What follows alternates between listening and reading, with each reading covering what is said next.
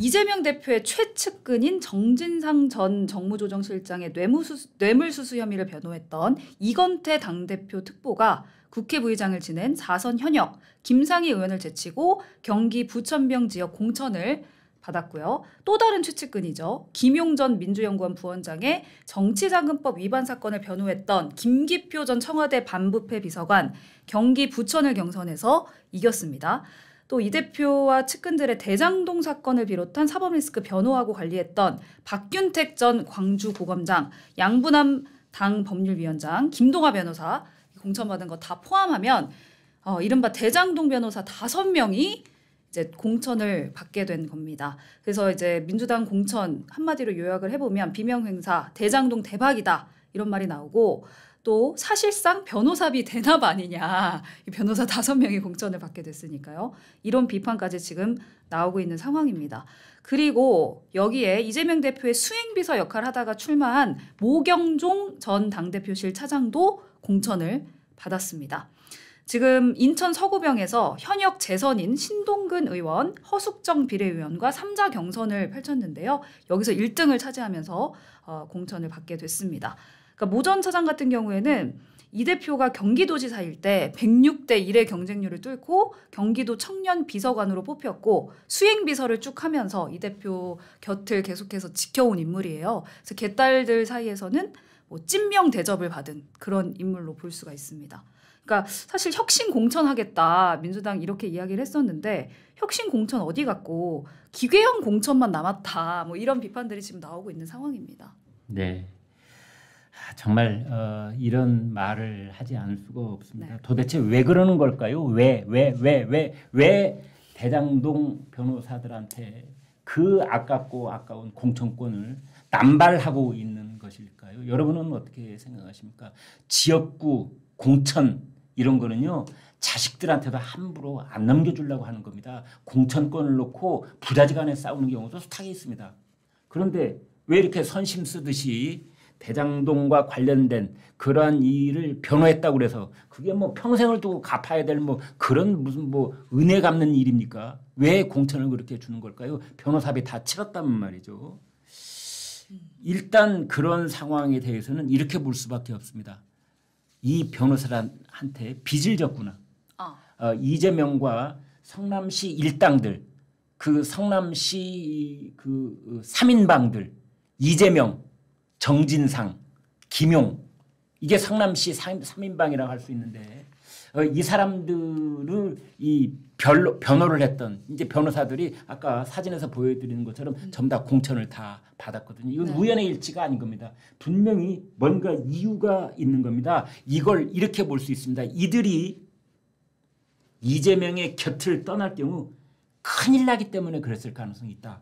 이제 이렇게 보는 거거든요. 네. 성남시 사단 3인방 이 사람들의 구린 부분을 가장 많이 알고 있는 사람들이 그 사람들의 변호사입니다. 네. 그래서 그 사람들이 가령 이재명에게 화가 난다든지 섭섭함을 느낀다든지 또는 이재명으로부터 멀리 떨어져 가지고 어디 훗날 무슨 얘기를 또 하고 다닐까 이게 걱정이 되는 사람들인 겁니다.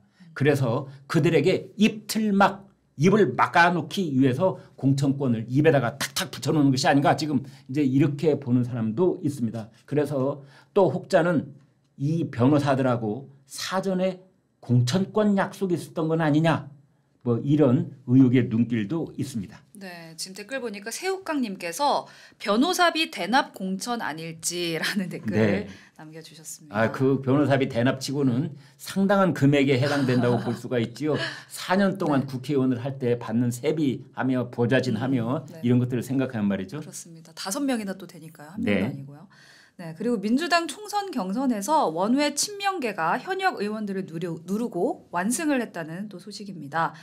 올드보이들이 귀환에 성공을 한 건데요. 전남, 해남, 완도, 진도에서 박지원 전 국정원장이 현역 윤재갑 의원을 이겨서 5선에 도전을 하게 됐습니다. 박지원 전 원장 같은 경우에는 80살이 넘었잖아요. 네. 근데 이번에 또 5선에 도전을 하게 됐고요. 전북 전주병에서는 정동영 상임고문 현역 김성주 의원에게 이겨서 5선에 또 도전을 하게 됩니다.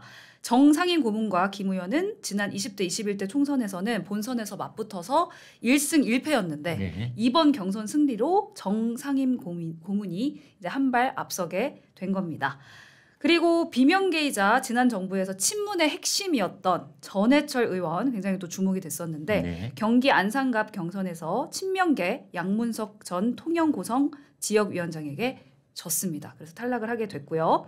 아무래도 이제 의원 평가에서 하위 20%를 받아서 20% 감점을 받아서 아마 이제 탈락을 하게 된 것으로 보입니다. 양 전 위원장 같은 경우에는 이런 발언을 해서 또 화제가 됐었는데 수박 그 자체인 전해철과 싸우러 간다. 수박 뿌리를 뽑아버리겠다. 깨뜨려버리겠다. 이런 거친 말을 계속해서 당시에 당직 자격 정지 3개월 징계를 받았지만 이번 경선에서는 친명 강성 지지층의 표를 받아서 이기게 됐습니다. 자, 우선 올드보이들의 귀환 어떻게 좀 보셨습니까, 위원님? 네, 아무튼 그 박지원, 정동영 이걸 네. 이제 우리가 흔히 흘러간 물이라고 그러죠. 흘러간 물은 물레방아를 다시 돌릴 수 없다. 이제 이런 말을 하는데 네. 이분들은 흘러간 물이 어떻게 다시 또 그 강물의 윗줄기로 올라가서 물레방아를 또 한번 돌려보겠다고 이렇게 나서고 있습니다. 박지원 전 국정원장 82살, 그다음에 이제 정동영 전 이 통일부 장관이죠. 71살 이렇게 돼 있습니다. 그렇다면은 여기에 대해서도 우리가 똑같은 질문을 던지지 않을 수가 없는데 이재명은 왜 도대체 왜 뭐가 아쉬워서 이 흘러간 물에게 다시 한번 물레방아를 돌릴 수 있는 권한을 주지 않을 수 없었을까요? 여러분은 어떻게 보십니까? 뭐가 아쉬워서 박지원하고 정동영한테 이재명은 뭐가 아쉬웠을까요? 그렇습니다. 저는 이렇게 추정을 해봅니다. 네. 이 두 명의 두 원로들이 아마 이재명에게 충성맹세를 했을 가능성이 있다. 충성맹세라는 건 어떤 식으로 되느냐? 이재명의 꿈은 2027년에 대선을 치르는 겁니다.